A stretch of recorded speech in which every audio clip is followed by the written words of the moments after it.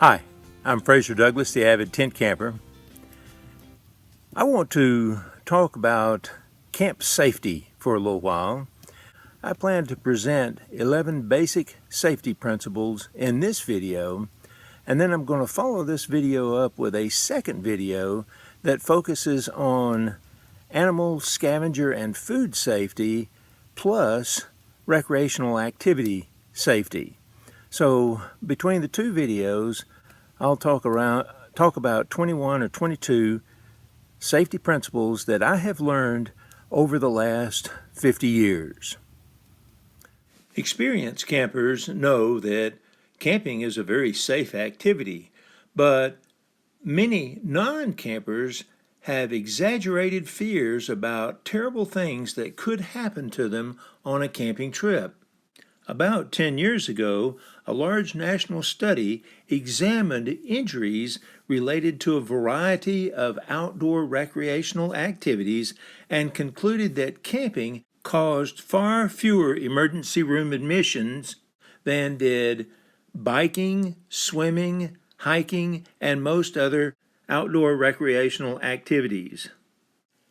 But camping injuries do occur, and so let me give you some tips for preventing many of those injuries. Most importantly, stay only in safe campgrounds. As a general rule, state parks and federal campgrounds with more than 40 campsites that accept reservations are safe places to camp. These larger campgrounds typically have park managers, park rangers, or campground hosts that are on duty 24 hours a day to monitor for any kind of disturbance and to provide assistance in case of an emergency. They also tend to trim their grounds more often to reduce the habitat for animal scavengers and snakes. Small and remote campgrounds may be safe, but frequently they do not have overnight security, and as a result they are used by young people who want to drink and party all night long. Frequently these parties are loud, and sometimes they can get dangerous. County and municipal parks vary considerably in terms of their safety. Some are safe places to camp, but many are seasonal RV parks that attract rough customers. A small number of campers have asserted that they want to get away from pavement, loud radios, generators, and RVs and camp in small and remote campgrounds. But personally, I would much rather be next to a nice family staying in an RV than a rowdy group that is playing loud music, cursing, arguing, and urinating in public all night long. A first aid kit is an essential item for any camping trip, but I suggest that you pack 2 first aid kits, one that you'll keep in your car and one that you'll bring into your tent.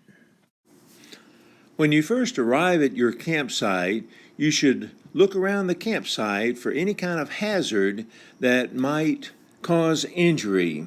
Look for dead trees and dead limbs that could fall on your tent or your campsite and cause injury. These are called widowmakers. This dead tree was cut down in the campsite across the road from ours while we were camping in Louisiana one trip. Also look for tree roots, landscape timbers, holes, and partially exposed rocks that could trip you, especially during the night. Several years ago, a camping companion broke her ankle one night by stepping into a hole near our campsite. And finally, look for poison ivy, fire ant mounds, hornet nests, and large objects laying on the ground, such as firewood or plastic, that could provide cover for venomous snakes or spiders. After scanning for hazards, you'll want to begin planning where you want to set up your tent, your dining fly, and your cooking area. Your tent and dining fly will have guy lines that could trip you, especially after dark. And so you want to set up your campsite so that these guy lines are not in major traffic routes. This would be a good way to set up two tents side by side because the guy lines on the side are pulled toward the other tent and out of the traffic route. This is a poorer way to set up tents because the guy lines are pulled out into the traffic route. Although the traffic route is wide, these guy lines could pose a tripping hazard, especially after dark. Many states now prohibit alcohol in their campgrounds because alcohol has caused so many problems over the past years. But a few states still permit alcohol consumption, and most federal campgrounds permit alcohol consumption. If alcohol is permitted in your campground, limit your consumption because alcohol impairs your judgment and your coordination, and this impairment can lead to serious injury to yourself, to your family members, and to other people camping in the campground. Another good rule to follow is to avoid running and horseplay in the campsite. The large national study previously mentioned in this video found that the primary cause of emergency room admission for camping was falling into the campfire, and most of the patients who were admitted to the emergency room were children. In addition to tripping and falling into the campfire, running and horseplay can increase the risk of tripping over guy lines, rocks, landscape timbers, and other hazards in the campsite.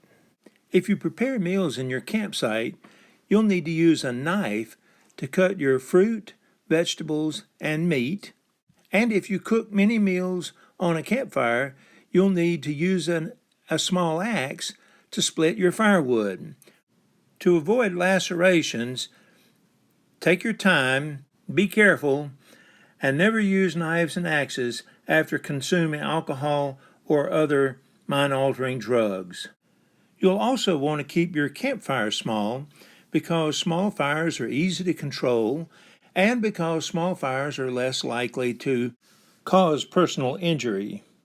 Another good safety rule to follow is to always carry a flashlight at night. In addition to helping you avoid hazards in the campsite, it can also help you avoid stepping on a snake after dark. Another good rule is never, ever use any kind of combustible materials inside of the tent. Although a few campers have reported that they have cooked meals with backpacking stoves, used candle lanterns, and used propane heaters inside their tents, this is a dangerous practice. And most tent manufacturers specifically warn buyers not to use flammables inside of the tent. Flammable materials can quickly burn holes in the side of your tent, and sometimes the burning nylon or polyester can drip on your skin and cause severe burns. Sometimes the tent can become quickly engulfed in flames, and sometimes the burning material can emit deadly carbon monoxide fumes. The one possible exception to this rule is large canvas tents with no floor that are used for winter camping. People that enjoy cold weather camping frequently will set up a wood stove inside of the tent, but I still think it's a good idea to have someone stay awake at night to make sure that the tent does not catch on fire. The final general safety principle is to monitor the weather forecast every day. When storms are predicted, be sure to keep your ponchos handy and be prepared to move to shelter if the storm gets severe. Well, this concludes the first video in the series. I hope that it's given you some good ideas about things that you can do to enhance your camping safety in the future. And then I hope you'll watch the second video that focuses on food handling and animal scavenger safety, plus recreational activity safety. Remember, take more trips, travel further, visit more attractions, and save money. Go tent camping.